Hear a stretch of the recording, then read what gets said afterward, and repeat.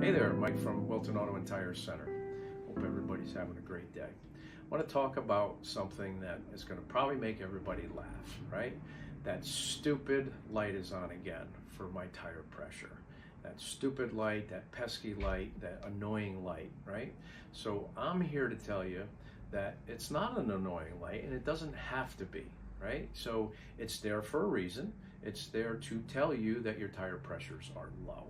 Okay, so what do I mean by that? So here's a perfect scenario. Your light goes on, you pull into a gas station, repair shop somewhere, you put air in the one tire that it's telling you, and then you drive down the road and it goes out, and then a couple days later the light is on again, right? And maybe it's not the left front tire this time, it's the right rear. First mistake that possibly you made is you should have inflated all four tires to make sure that they're all up to the correct pressure, okay? Different cars, they're a little more or less sensitive to tire pressure, and it's actually the difference between the four tires sometimes as well. So let's say, for example, you have 32 pounds of air in your tires, that's what it calls for. And maybe you have a slow leak on one tire. Or, you know what, naturally tires leak air. So over a course of a month or 2 months, they're going to probably all be at 29, 30, maybe you got one at 28, okay?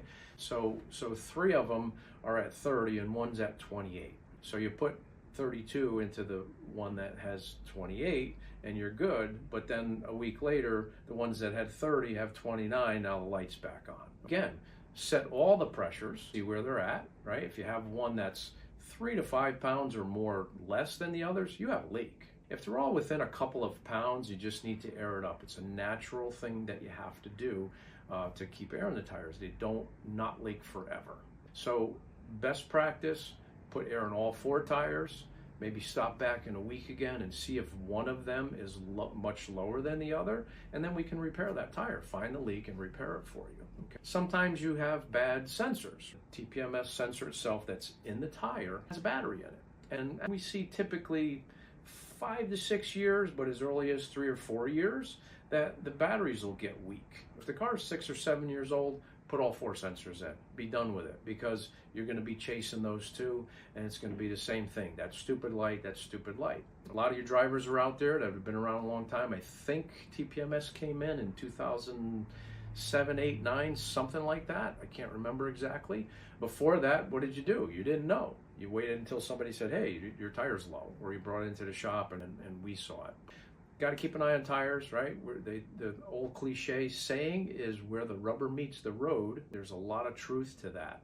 It's between brakes and steering and tires, they're probably the most important things on your car. So don't ignore that light. Stop as soon as you can. Get some air in it. If that doesn't take care of it, come and see your service professional. Okay? So we do tires and TPMS sensors, all that stuff, or wherever it is. As always, please add comments, questions, concerns.